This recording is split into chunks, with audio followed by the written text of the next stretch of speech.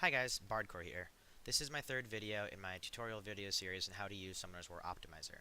So far in this series we have talked about what Summoners War Optimizer and Summoners War Exporter are and what they're used for. We've set them up, we've exported our data from our game into Summoners War Optimizer, and now we're ready to actually use the tool. Before we go any further, there's two things I want to make sure you guys have done that'll make this process a lot easier. The first is powering up your runes enough that it's easy to tell if they'll be useful. For me, this means powering up hero runes to +9, so they get their first 3 rolls, and I can see if I got any double or triple rolls on them on important stats. Things like that. Things that let you know the majority of a rune's usefulness will probably come from its double and triple rolls, and while the rest of the subs are useful, it's easier to it's very cost efficient and easy for Swop to tell if a rune's going to be useful based on at that point in the rune's powering up cycle. So once you've done that, the next step is to make a re-rune priority list. There are lots of ways you can do this, and everyone has their own method, but essentially it's just a list of all the monsters that are going to get re-runed and who gets rune priority. Which monster is most important, and that monster will get pick of all the runes, which guarantees that that monster has the best possible rune quality. And then after him or her comes the next monster. And it goes down the list, and it's an easy way to make sure that the most important monsters have your best runes, and that you didn't accidentally give your best runes to, like, your 5-star Bernard because, you know, you did him first for some reason. So it's an important piece of organization kind of technique that keeps you from wasting time and giving runes to the wrong people. So once you've done those two things, you're ready to start, which means just going down here to this little golden icon, to the optimizer screen. And this screen looks complex, but we're going to break it down, and it's really not that hard to use. The first step is to simply pick a monster. And for this video, I'll be re-runing my star, because she's pretty simple to re-rune, or to rune rather. She has pretty straightforward rune requirements. Once you've picked your monster, now you go down here to the focus box and you choose what stats are important for the monster. So a star needs attack, and crit rate, and crit damage, and speed. And speed's not super important for her because she's speed tuned at a pretty low speed value with the rest of the team that surrounds her. However, she needs to do a lot of damage, so crit damage and attack are pretty important. Crit rate is important because she needs to have enough crit rate for crit damage to be useful, but she only needs like 70 crit rate if she's going to be blowing up Chasuns and Lucians, so it's not crazy important. How to think about this is the stats you enter into the focus bar. Summoners War Optimizer will only look at runes that have these stats, and the importance is how much priority they're placing on these stats while it's finding builds for you that work. So it's going to really prioritize attack and crit damage for this star's runes. Maybe I'll move speed up to 2. There we go. And this is a good weight, I think, for her stats. Once you've done this, you can move on to the next box up here, which is sets. Summoners War Optimizer requires you enter at least one set or at least one stat requirement for one of the main slots. I don't recommend entering a set unless it's really important that someone is on Violent or Despair or something, because it really limits the your build options. Slot 2 and slot 2, 4, and 6, it's awesome to be able to have main stat selections for these that really narrow down your build. So I recommend doing speed and attack, like for this particular build, then crit rate and crit damage, and then attack percent for slot 6. I know that I want my main runes to be some combination of these stats. So essentially, it narrows down the available rune pool hugely and allows me to focus in on runes that'll actually be useful. Once you do this, you can look over here at the options. I would uncheck the use only runes from inventory box if you're going to be doing this on free rune removal, because you're going to be able to remove monsters off whoever they want and give them to whoever they need to be on. So if this is the most important monster, I don't care whose runes she's taking, she's going to get them, so I'm unchecking that box. It's a good option to leave on if you're runing in the middle of the month and you don't want to have to pull runes off monsters, you just want to use the runes you have. But I'm going to uncheck this option. Now, over here, back to the focus box, there's one more option I didn't touch on because it's important to really understand what it does. It's the search depth option. It's hard to explain mechanically what search depth does, but you can think about it like the bigger the search depth, the deeper the program's going to look, and the more result it's going to find. But it's also going to take significantly more time. So if you look over here at estimated builds, it's currently at 140,000. If I change my search depth from 10 to 15, that is going to go up to 600,000. I usually run search depths at around 20, between 20 and 24, which is very, very high, and I don't recommend it unless you're using the desktop version and you have a computer that can think that fast. For the web version, I generally recommend people run search depths between 14 and 16, and then adjust their priorities to get builds they like.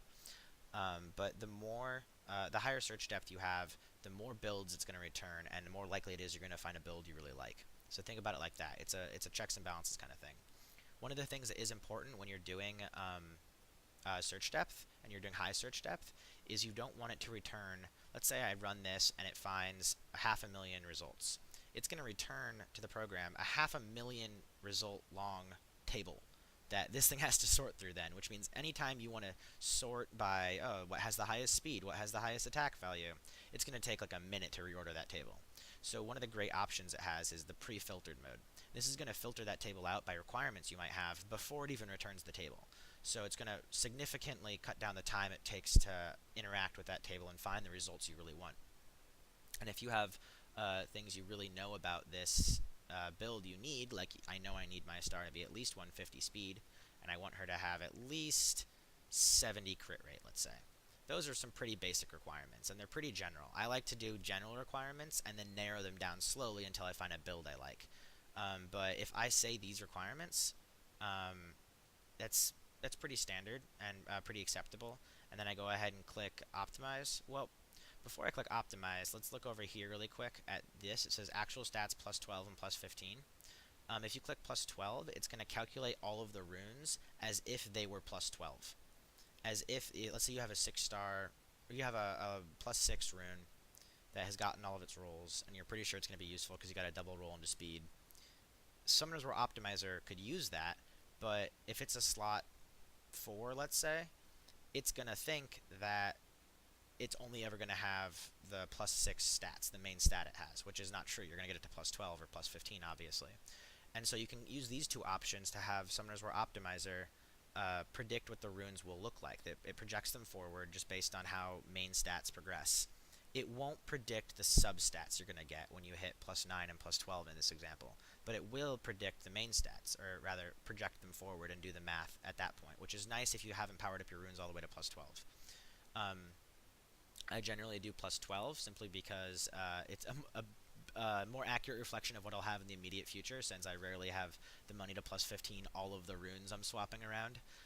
But once you've picked one of these, you can go ahead and click optimize. And it's going to go through all of these results, and it's going to find all of these possible builds. It's out of 1 million builds, it's found, let's see, just under 100,000. So it's found just under 100,000 builds for me to go through. And that's only the builds that match these requirements. I'm sure it would have found much, much more if I had had looser requirements or no filter requirements at all.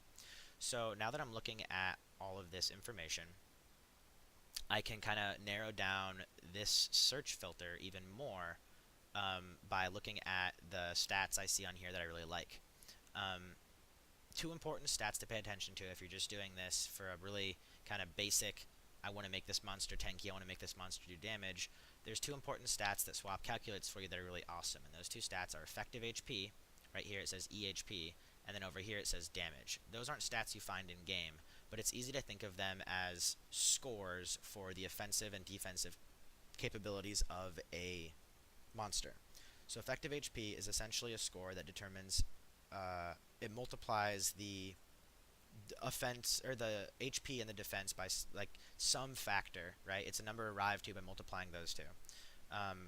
And you can think of it like it's just how tanky a monster is. Something with 40,000 effective HP is half as tanky as something with 80,000 effective HP.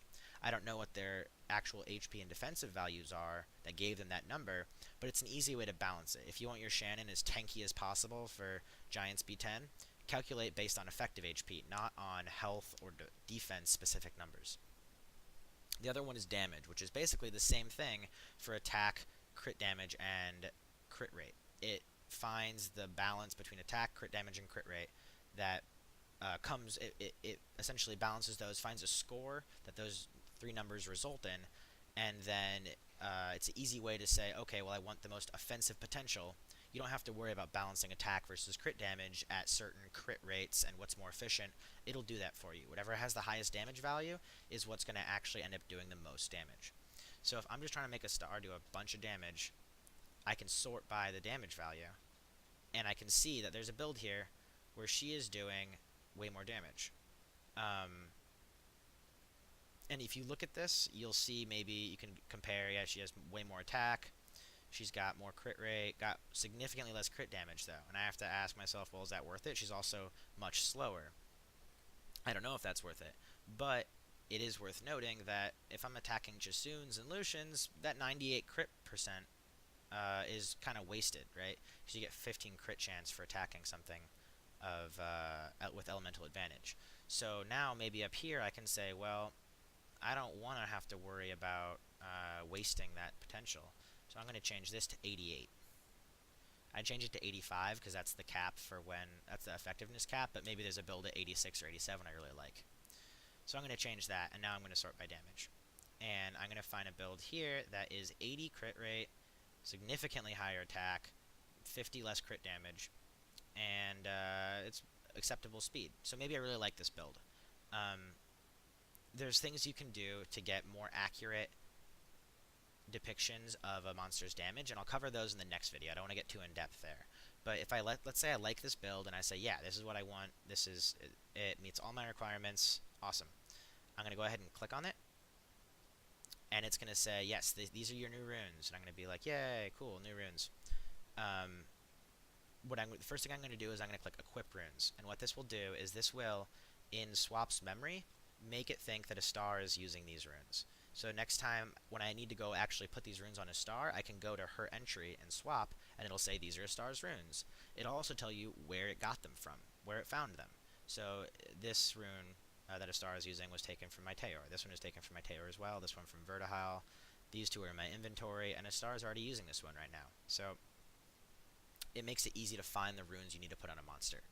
After you do this, you're going to click Lock Runes. And what locking the runes does is it removes them from future searches. So now when I go to rune my Teor, he won't look at these runes. These runes are removed from the pool of runes he's allowed to look at to find the best ones for him. So it prevents you from accidentally equipping the same rune to two different monsters.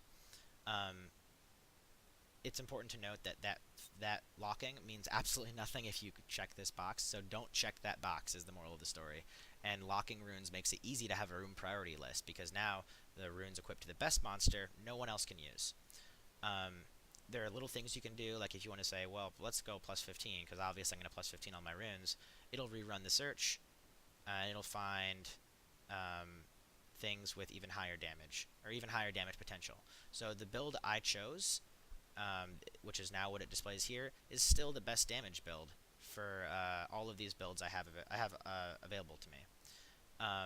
There's even more things you can do to edit and find more specific results that you really like, but I think you guys have the gist of it, and that's all you have to do to use Swop effectively. Just using it at this basic level, you can improve your rune quality significantly, and it's not very hard. I suggest you do it for the monsters you really care about, for your important monsters at least. There's nothing wrong with doing it by hand, but this will give you a big leg up for the monsters that you really need to be on their A-game. I hope this has been helpful. If you guys need any more help, you have any more questions, please, you can reach out to me. Sometime in the future, there'll be a fourth video that details some of the more advanced tips and tricks to using Swop effectively. Happy rune removal!